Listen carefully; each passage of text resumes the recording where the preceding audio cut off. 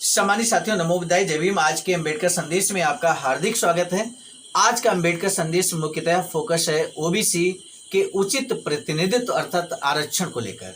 जब लोक सेवाओं में लगातार अंग्रेजों के जमाने में लोक सेवाओं में भारतीय लोक सेवाओं में आईएएस पीसीएस यानी कि सिविल सर्विसेज में यूरोपीय लोग ही भर्ती किए जाते थे। लेकिन मेरे साथियों, बाबा साहब ने एक जोरदार मांग की कि सिविल सेवाओं का अर्थात भारतीय लोक सेवाओं का भारतीयकरण किया जाए। भारतीयकरण अर्थात इसमें भारतीयों को भी भर्ती किया जाए, इस बात की मांग बाबा साहब करते हैं। तब बाबा साहब यहाँ पर एक महत्वपूर्ण बात जिक्र करते हैं कि भारतीयकरण में पिछड़े वर्गों का उचित प्रतिनिधित्व भी शामिल है। जब हम भारतीयकरण की बात करते हैं तो उसमें पिछड़े वर्गों को उचित प्रतिनिधित्व मिलना चाहिए, इस बात को बाबा साहब बहुत पुरजोर तरीके से कहते हैं। आज के अम्बेडकर संदेश में हम वही बाबा साहब के द्वारा किया गया प्रयास अपने रिपोर्ट में बाबा साहब ने जो बात यहाँ पर कही है, भारतीयकरण लोक सेवाओं का किया जाए और उसमें ओबीसी को आरक्षण की बात बाबा साहब कहते हैं। तो आज का अम्बेडकर संदेश यूँ कहें कि ओबीसी को समर्पित है तो अतिशयोक्ति नहीं होगी। मेरे साथियों, आज के अम्बेडकर संदेश को अंत तक आप सुने और आपको लगे कि वास्तव में इस अम्बेडकर संदेश के माध्यम से ओबीसी समाज अर्थात पिछड़ा समाज ये जानकारी, सटीक जानकारी मिल सकती है कि किस तरह से बाबा साहब आपके पक्ष में खड़े थे, आपके आरक्षण के पक्ष में खड़े थे। तो आज का अम्बेडकर संदेश शुरू से अंत तक आपको सुनना है और अंत तक सुनने के बाद तब शेयर कीजिएगा मेरे साथियों, ओबीसी के साथियों को जरूर शेयर कीजिएगा। आइए तो शुरू करते हैं आज के अम्बेडकर संदेश को। बादशाह लिखते हैं, बादशाह डॉक्टर अम्बेडकर संपूर्ण वाग्मय खंड 4 में पेज नंबर 100 पर, और 100 से लेकर आज हम बात करेंगे 102 तक। बादशाह लिखते हैं कि अभी तक मैंने पिछड़ी जातियों के मामले पर प्रशासनिक उपयोगिता के आधार पर विचार किया है, परंतु ऐसे नैतिक आधार भी हैं जिनके कारण लोक सेवा में उनका प्रवेश कराया जाए। किसी व्यक्ति को लोक सेवा से अलग रखने के नैतिक दोष को जितने प्रभावशाली ढंग से स्वर्गीय श्री गोखले ने उठाया है उतना किसी और ने नहीं। एक जोरदार भाषण में उन्होंने कहा, लेकिन विदेशी एजेंसी का एकमात्र दोष ये नहीं है कि वह अति महंगी है, एक प्रकार का नैतिक दोष उससे भी बड़ा है। वर्तमान प्रणाली के अधीन भारतीय जाति को बौना और नगण्य बनाने का एक अभियान चलाया जा रहा है। ये जो शब्द यहाँ पर स्वर्गीय श्री गोखले के हैं, वो उद्धृत किए हैं बाबा साहब ने, वो हम हुबहू आपके समक्ष रख रहे हैं। वो आगे कहते हैं कि वर्तमान प्रणाली के अधीन भारतीय जाति को बौना और नगण्य बनाने का एक अभियान चलाया जा रहा है। हमें रोजाना हीनता के वातावरण में रहना पड़ता है और हम में से जो सबसे ऊंचे हैं उन्हें भी इतना झुकना पड़ता है कि मौजूदा प्रणाली का पेट भरता रहे। ऊपर उठने की भावना, यदि मैं इस अभिव्यक्ति का प्रयोग कर सकूं जिसे ईटन अथवा हैरो का हर छात्र अनुभव कर सकता है कि किसी दिन वह ग्लैडस्टोन, नेल्सन अथवा वेलिंगटन बन सकता है और जिसे वह अपनी क्षमता के अनुसार सर्वोत्तम प्रयास की प्रेरणा ले सकता है, उससे हम वंचित रह जाते हैं। मौजूदा प्रणाली के अधीन हमारे व्यक्तित्व का पूर्ण विकास कभी हो ही नहीं सकता। नैतिक उत्थान की जिस भावना का हर स्वाधीन जाति अनुभव करती है उसे हम अनुभव नहीं कर सकते। केवल उपयोग में न आने के कारण हमारी प्रशासनिक तथा सैन्य प्रतिभा धीरे धीरे लुप्त होती ही चली जाएगी। अंततः एक दिन ऐसा आएगा जब हम केवल लकड़हारे और कहार बनकर रह जाएंगे। जो लोग लोक सेवा में प्रवेश के लिए पिछड़े वर्गों के पक्ष के औचित्य को अस्वीकार करते हैं, उनसे यह प्रश्न किया जा सकता है कि क्या पिछड़े वर्ग ब्राह्मणों तथा संबद्ध जातियों पर वैसा ही आरोप नहीं लगा सकते जैसा कि स्वर्गीय श्री गोखले ने भारतीयों की ओर से विदेशी एजेंसी पर लगाया था। क्या दलित वर्ग, गैर ब्राह्मण और मुसलमान ये नहीं कह सकते कि लोक सेवा से उन्हें अलग रखकर उनके समुदायों को बौना और नगण्य बनाया जा रहा है। मेरे साथी, यहाँ बहुत बड़ी चिंता की बात बाबा साहब ने उठाई है, महत्वपूर्ण बात उठाई है कि किस तरह से लोक सेवा में दलित वर्ग, गैर ब्राह्मण और मुसलमान ये 3 समुदायों को यहाँ पर लोक सेवाओं में अलग रखने का दुष्चक्र रचा जा रहा है और उन्हें बौना और नगण्य बनाने की साजिश हो रही है। इस बात को बाबा साहब कहते हैं। बाबा साहब ये कहते हैं कि क्या वे ये शिकायत नहीं कर सकते कि बहिष्कार के कारण उन्हें रोजाना हीनता के वातावरण में रहना पड़ता है और उनमें से सबसे ऊंचे को भी इतना झुकना पड़ता है कि वे मौजूदा प्रणाली का पेट भरते रहें।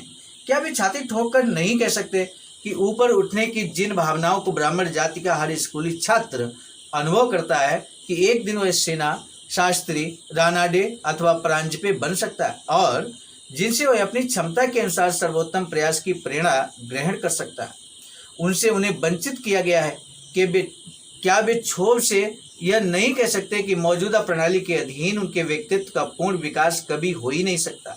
क्या वे ये रोना नहीं रो सकते कि नैतिक उत्थान की जिस भावना को हर स्वशासी जाति अनुभव करती है उसे वे अनुभव नहीं कर सकते? क्या वे नहीं कह सकते कि केवल निराशा और कुंठा के कारण उनकी प्रशासन प्रतिभा धीरे धीरे समाप्त होती ही चली जाएगी और अंततः वे अपने ही देश में लकड़हारे और कहार बनकर ही रह जाएंगे? इन सवालों का केवल एक ही जवाब है, हाँ, वे ऐसा कह सकते हैं। उन्नत जातियों को देश की लोक सेवा में प्रवेश से वंचित रखना नैतिक दोष है, तो पिछड़ी जातियों को उसी क्षेत्र से वंचित रखना भी तो नैतिक दोष ही होगा। यह वह नैतिक दोष है तो उसे दूर भी किया ही जाना चाहिए। मेरे साथियों, ये बातें यहाँ पर महत्वपूर्ण बातें श्री गोखले ने कही हैं जो हमने आपके समझ रखी। भाषा आगे लिखते हैं कि यही कारण है कि मुझे पिछड़ी जातियों का पक्ष लेना पड़ा। यह ध्यान रखने की बात है कि ये भी वैसे ही कारण है जैसे कि भारतीयकरण के पक्ष में बताए गए हैं।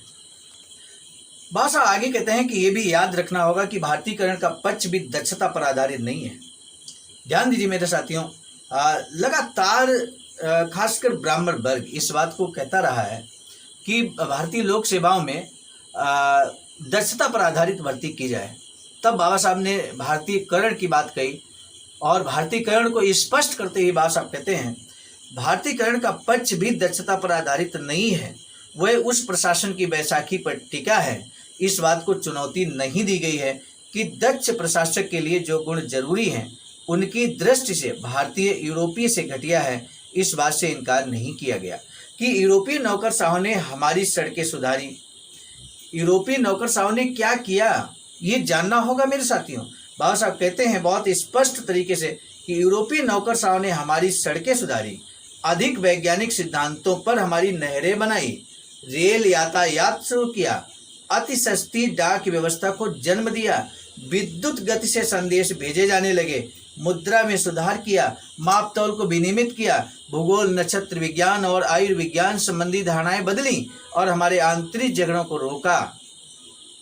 हम सभी इस बात को जानते हैं, अंग्रेजों के आने से पहले हमारे देश में छोटे छोटे राजा महाराजा हुआ करते थे और मेरे साथियों इतना बड़ा देश था लेकिन वो आपस में ही लड़ा करते थे। आपस में ही एक राजा दूसरे राजा से लड़ा करते थे और ये एक देश भारत के अंदर हो रहा था मेरे साथियों। तब बाबा साहब इसी बात को कहते हैं कि उन्होंने हमारे आंतरिक झगड़ों को रोका है।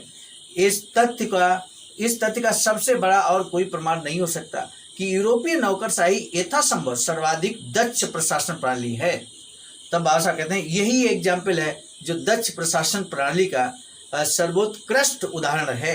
हालांकि यूरोपीय नौकरशाही दक्ष थी, उसकी फिर भी निंदा की गई।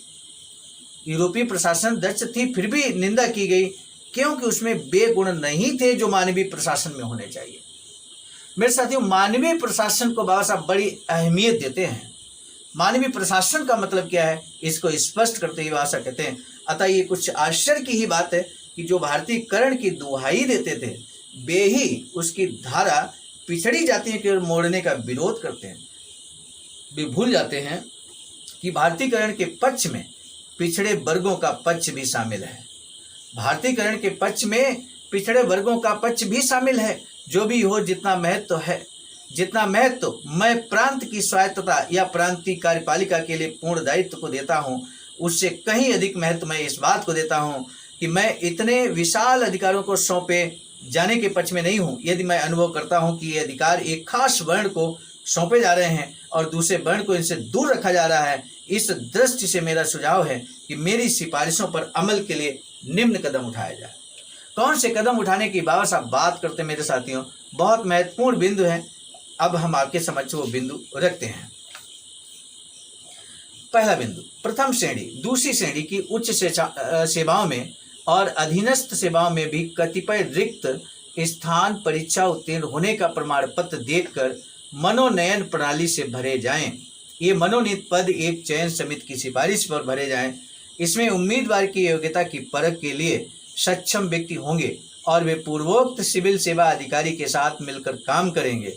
ऐसा मनोनयन दलित वर्ग, मुसलमानों तथा गैर ब्राह्मणों के लिए यहाँ उल्लिखित पूर्वता क्रम से तब तक आरक्षित रहेगा जब तक सेवा में उनकी संख्या एक निश्चित अनुपात तक नहीं पहुंच जाती। मेरे साथियों, कहने का तात्पर्य यह है, निश्चित अनुपात का मतलब उचित प्रतिनिधित्व की बात बाबा साहब करते हैं। जिसकी जितनी संख्या भारी उसकी उतनी हिस्सेदारी, यही बात बाबा साहब करते हैं कि जब तक सेवा में उनकी संख्या एक निश्चित अनुपात तक नहीं पहुंच जाती तो निश्चित अनुपात क्या होगा? स्वाभाविक है, जनसंख्या के अनुपात में ही हम निश्चित अनुपात कह सकते हैं। यानी कि उचित प्रतिनिधित्व अर्थात आरक्षण की बात बाबा साहब ने यहाँ पर दलित वर्ग, मुसलमानों तथा गैर ब्राह्मणों के लिए किया है। ये बात बहुत स्पष्ट ढंग से क्लियर हो गई है। दूसरा बिंदु बाबा साहब कहते हैं कि इस बारे में कदम उठाए जाएं कि मुख्यालय में इन समुदायों के अधिकारी और अधिक संख्या में नियुक्त किए जाएं। किन समुदायों के अधिकारी और अधिक संख्या में नियुक्त किए जाएं? समुदायों की बात यहाँ पर जब की जा रही है तो हम आपको बता दें, दलित, मुस्लिम और गैर ब्राह्मण समुदाय की बात बाबा साहब करते हैं।